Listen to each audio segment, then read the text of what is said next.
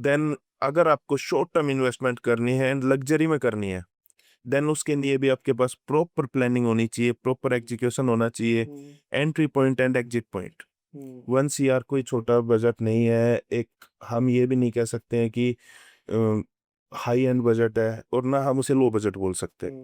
सो बहुत से प्रोजेक्ट्स हैं जिनके पेमेंट न्यू लॉन्च पे हैं, उनके पेमेंट्स प्लान आपके स्टार्ट हो जाते हैं 25% पेमेंट से। CLP कंस्ट्रक्शन लिंक्ड प्लान रहते हैं। तो उस चीज को ध्यान में रखते हुए हम देखेंगे, सबसे पहले हमें एंट्री पॉइंट बनाना है। सो यहाँ पे फिर से मैं कहूँगा, इसके लिए आपको एक अच्छा ब्रोकर जरूरी है, जरूरत है आपको एक अच्छे ब्रोकर की।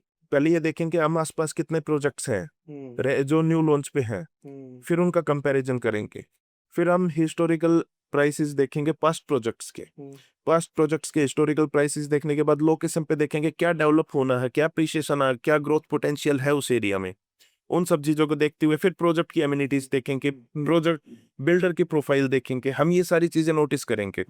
उस रिसर्च की बेस पे हम देखते हैं कि कौन सा प्रोजेक्ट बेस्ट है आज की डेट में इन्वेस्ट करने के लिए। देन हम उनमें से एक प्रोजेक्ट सेलेक्ट करते हैं। उसके बाद सबसे मेन पॉइंट, जैसा कि मैंने आपको बताया, एग्जिट पॉइंट।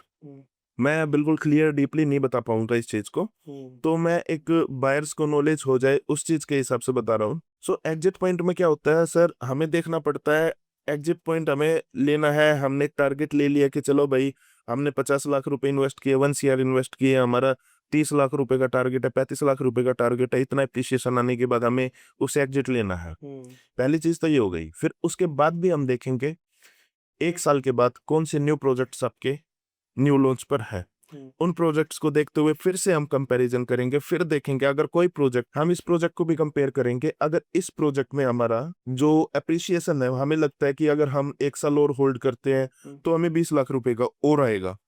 हमारा 20 लाख का एप्रिसिएशन आ चुका है, 20 लाख का हमें लगता है और आएगा ही 1 साल होल्ड करने पे। फिर हम दूसरे प्रोजेक्ट को देखते हैं, उसकी एमिनिटीज वगैरह देखते हैं, उसकी रिसर्च करते हैं। अगर उस प्रोजेक्ट में पोटेंशियल है कि यहाँ पे हमें 20 मिल रहा है प्रोजेक्ट ए में, तो प्रोजेक्ट बी में अगर इतनी पोटेंशियल है कि वो हमें 30 से 35 लाख रुपए वहां पे एप्रिसिएशन आ सकता है।